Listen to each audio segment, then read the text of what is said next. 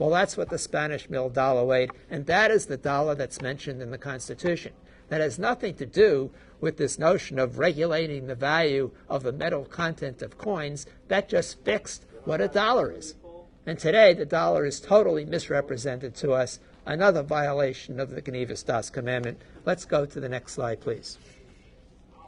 Now, in addition to the powers given to the federal government, Article 1 of the Constitution, Article 1, Section 10, states that no state shall coin money. So in other words, the states were not allowed to issue money, emit bills of credit. A bill of credit was the paper money, or make anything but gold and silver a tender in payment of debts.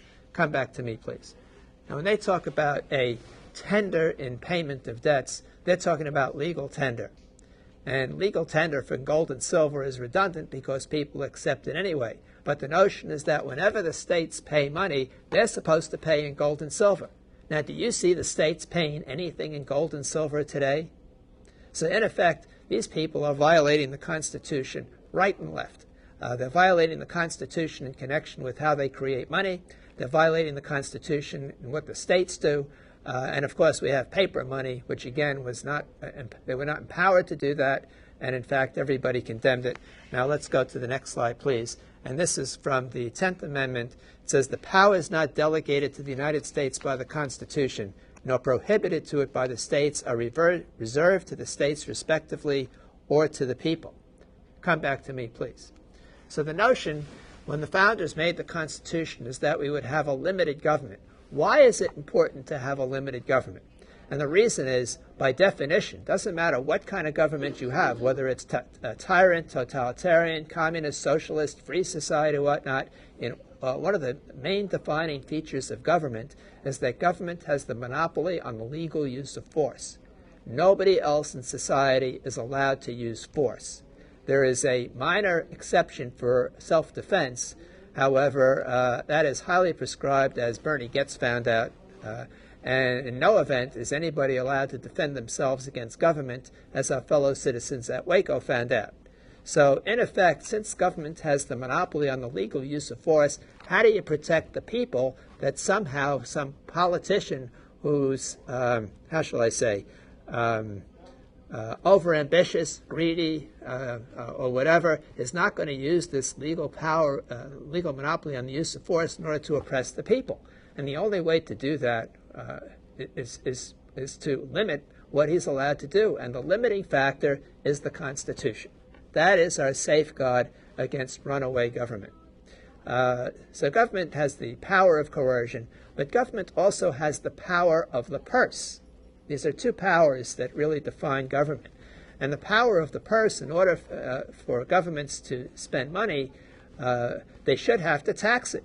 If they can create it out of nothing or themselves, or have easy access to money created out of nothing by someone else, in effect, they don't have to come to the people, and you're not represented. So this is the case in a lot of countries that get foreign aid from the United States. Say Egypt, for example. Egypt has an oppressive government. However, they don't have to answer to the people. They get $3 billion a year from the American government.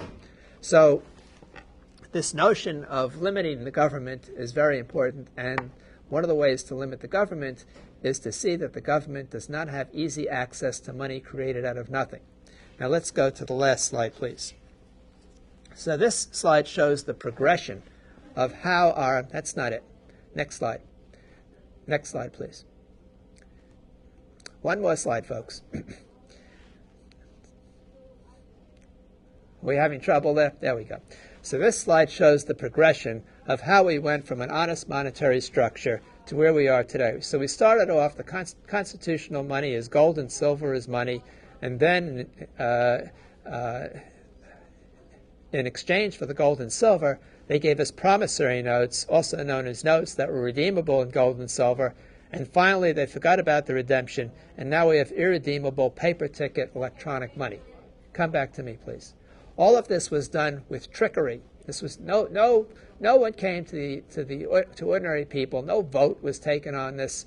This was all done by lobbyists bribing our so-called, I should say, elected representatives to get them to, in effect, delegate to the banking system in the United States a power that the government does not have under our Constitution, the power to create money out of nothing.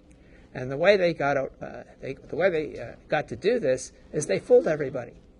They did it slowly. It wasn't done in one shot. It's not like they went from gold and silver to paper money. Nobody would have accepted that, say, in 1820 or 1830.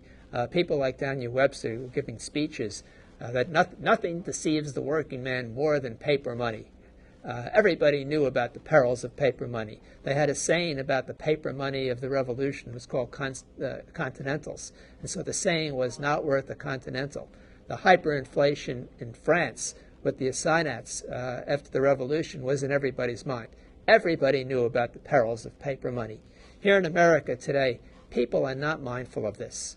And the authorities have done the very best they can to obfuscate, to disguise, to lure people into thinking that the paper money is somehow modern, that it's somehow it's okay to have your retirement denominated in a 401k plan, all denominated in irredeemable paper tickets. Now, what is the big problem for you right now today, and how can you best protect yourself with this? The real problem, again, which is not discussed in the press at all, it's not the subprime mortgage breakdown. It's not the fact that these collateralized debt originations are overstated, maybe to the tune of a couple of trillion. It's not that private pension plans are underfunded $500 billion, or that public pension plans are underfunded $1.5 trillion. The problem is the derivatives. And today there's something north of $400 trillion worth, trillion with a T. This is a tip-off for you folks that there's something wrong here, because this is a number range that was reserved for astronomy, not for finance.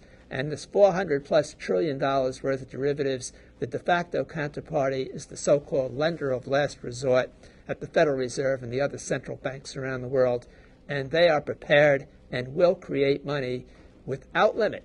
These are Alan Greenspan's words, without limit should something go wrong. And will something go wrong?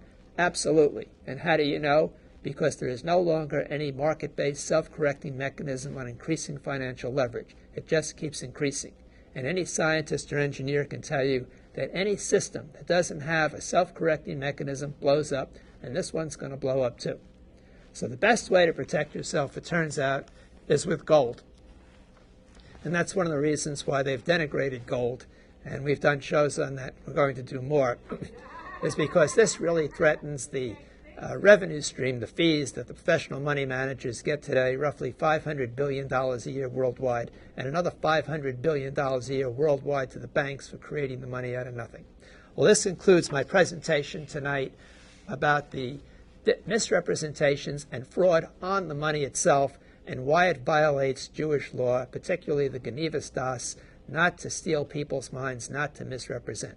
I want to thank everybody for watching the show. It's a real pleasure and honor to present to you, and I hope you'll tune in again next week